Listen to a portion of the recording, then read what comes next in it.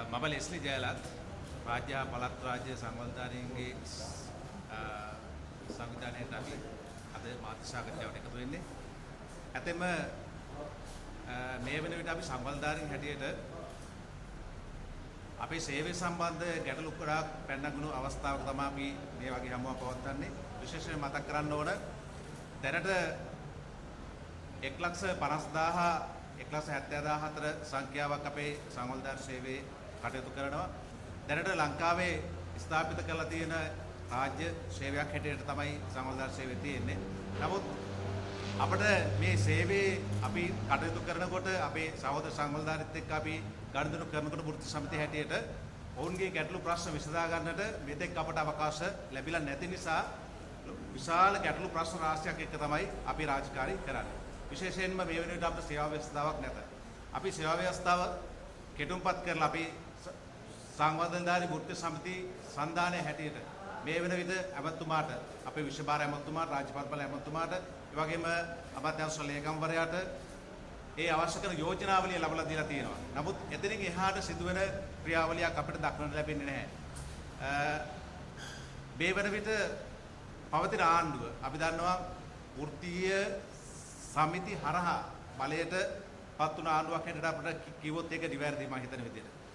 ඒ කියන්නේ මේ සේවකයාගේ නැත්නම් මේ නිලධාරීන්ගේ ප්‍රශ්න ගොඩාක් හඳුනාගත්ත පිරිසක් කියලා තමයි ඇය උදව් අනන්නේ. නමුත් අවාසනාවකට කනගාටුවට කාරණේ තමයි අපි සංවර්ධනයේ සේවාව තුළ මේ රාජකාරී කරන නිලධාරීන්ගේ ගැටලු විසඳන්න ගියාට පස්සේ අපි දැක්කා ඊයේ පෙරදා සමාජ මාධ්‍යයට ඇවිල්ලා ලයිව් ඇවිල්ලා ඒ වගේම පෝස්ට් ෂෙයා කරලා විවිධ අදහස් දක්වපු අපේ වෘත්තීය සමිති නායකයෝ හිටියා. ආණ්ඩුව නියෝජනය කර වෘත්තීය සමිති නායකයෝ හිටියා. ඔවුන් අදත් කතා කරන්නේ අපිට මේ ප්‍රශ්න විසඳන්න දින දෙන්න කියලා. මේ ප්‍රශ්න පිළිබඳ අවුරුදු 20ක අත්දැකීම් තිබෙනවා නම් පාරට බැහැලා සංවර්ධන වෙනුවෙන් කතා කරා නම් හඬ නැගුවා නම් ඒ ආණ්ඩු බලයට එන්න කලින් දැන් මේ වෙනකොට උන් තුල මේ සංවර්ධන සේවය පිළිබඳ සංවර්ධනධාරය පිළිබඳ උන්ට තියෙන ගැටලු පිළිබඳව ලොකු අවබෝධයක් තිබෙන්නට ඕන. නමුත් අදත් අපට තේරෙන්නේ උන්ගේ ඒ මාධ්‍ය ප්‍රචාරණ තුලින් ඒ වගේම සෝෂල් මීඩියා බෙදා හැරීම් තුලින් අපට පැහැදිලි වෙන්නේ ඕන්න කිසිම අත්දැකීමක් නැතිකමද එවත් නැත්නම් මේ ප්‍රශ්නෙට මැදිහත් වෙලා අපි සංවර්ධනධාරී සේවයේ මේ නිලධාරීන්ගේ ප්‍රශ්න විසඳන්නට ඕන්ට අවශ්‍යතාවයක් නැති කාරණේද කියන එක පිළිබඳ ලොකු ප්‍රශ්නයක් අපිට මතුවෙනවා. අපි බලනකොට දැන් අනිත් සේවාවත් එක ගත්තොත් මේ අනිත් සේවාවන් වල දැනටමත් ඔවුන්ට අවශ්‍ය කරන දීමන ඒ වගේම උසස් වීම පරිපාටි ඒ හැම එකක් ගැනම කතා කරපු ඒ වෘත්තීය සමිති නායකව ආණ්ඩුව අද ඉන්නවා. ඔවුන්ගේ ඉල්ලීම් මේ වෙන විට ගොඩක් සාර්ථක වෙලා තිබෙනවා. නමුත් සංවර්ධනධාරී නියෝජනය කරන සංවර්ධනධාරී ගැන කතා කරන බොහොම උජාරුවෙන් කතා කරන අපේ ආණ්ඩු පක්ෂ නියෝජනය කරන වෘත්තීය සමිති නායකයෝ සංවර්ධනධාරීන්ගේ ප්‍රශ්න විසඳන්නට මැදිහත් වීමක් වෙන්නේ නැහැ.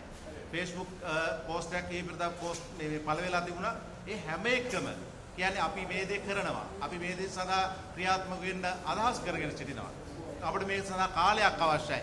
ওই විදිහට තමයි මේ පෝස්ට් ප්‍රචාරණය වෙන්නේ. එතකොට අපිට තවත් ප්‍රශ්නයක් මතුවෙනවා. ඒ තුළින් මේ ප්‍රශ්න විසඳන්නට මේ ආණ්ඩුවට ඇත්තෙන්ම උවමනාවක් අවශ්‍යතාවක් නැහැ කියන එක අපිට තේරෙනවා. ඒක නිසා අද විශේෂයෙන්ම අපි මෙතන එකතු වෙලා මේ මාධ්‍යයට අපි අදහස් දක්වන්නේ උදකලා වුණු තනි වෘත්ති සංගම් හැටියට නෙවෙයි. වෘත්ති සංගමයක් හැටියට නෙවෙයි.